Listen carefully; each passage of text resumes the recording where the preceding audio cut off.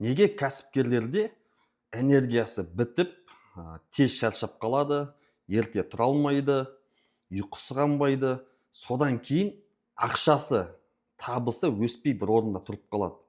Кәсіпкердің ішінде сезім болады да, мен бір орында тұрып қалдым, бір нәрсені істеу керек еді деп. Бірақ жата берейін десе, іштегі қорқыныш. Қазір мына бизнес тоқтаса, ақшам тоқтаса, болды, ертең күнім не болады деген. Вот осы типте жүрген кәсіпкерлерде неге энергиясы бітіп қала береді? Мен осыны разборларда көп байқаймын. Көбінесе саудамен айналысатын кәсіпкерлер поставщиктеріне қарыз болады. Одан басқа да кредиттері бар. Содан кейін кәсіпкер бір ай бойы күнде қалай осы қарыздарды төлеймін, қалай поставщиктің ақшасын шығарамын деп шапқылап жүреді сонымен әлек болып.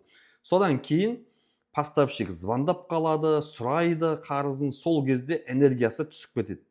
Неге? Потому что іштей өзінің сезімдерін басқара алмайды.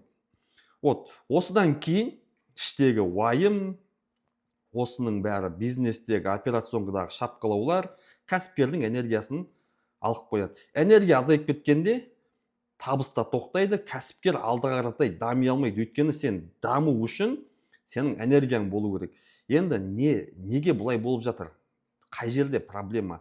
Проблема кәсіпкердің эмоциясын бақылай алмауында, өзінің ішкі сезімдерін, ойларын жинай алмайды және фокусын басқара алмайды. Фокустың бәрі өсу, даму емес, тек проблеманы шешу, ақшам бітіп қалмаса екен деп соны ойлау. Содан кейін не істейді? Содан кейін өзін басқара алмайды просто.